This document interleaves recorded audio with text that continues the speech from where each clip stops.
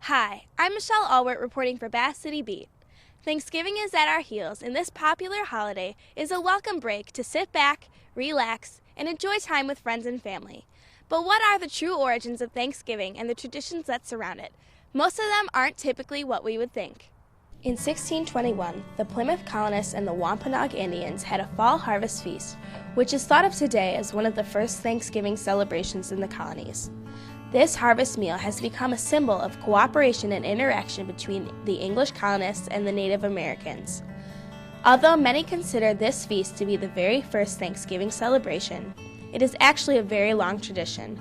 Native American groups throughout the Americas also had harvest festivals, ceremonial dances, and other celebrations of thanks for centuries before the arrival of the Europeans in North America. Historians aren't completely sure what the Pilgrims included on their Thanksgiving meal, but it's safe to say that the Pilgrims weren't gobbling up pumpkin pie or playing with their mashed potatoes.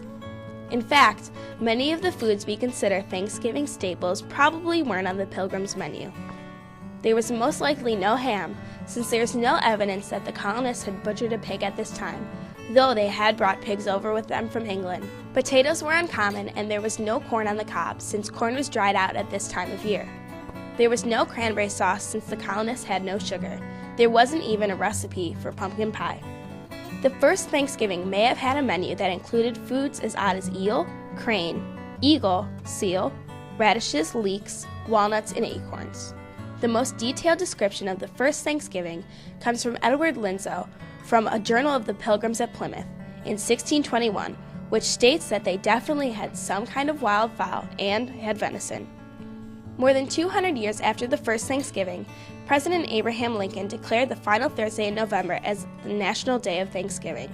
Congress finally made Thanksgiving Day an official national holiday in 1941.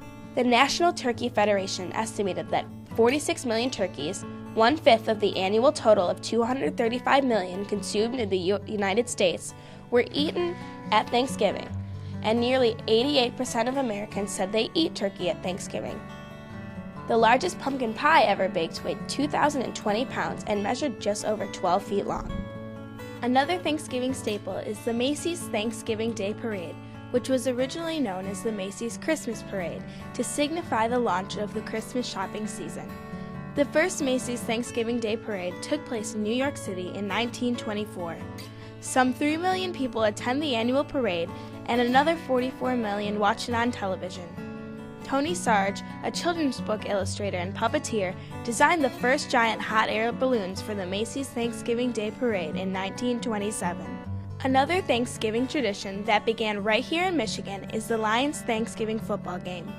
The first time the Detroit Lions played football on Thanksgiving Day was in 1934 when they hosted the Chicago Bears at the University of Detroit Stadium in front of 26,000 fans.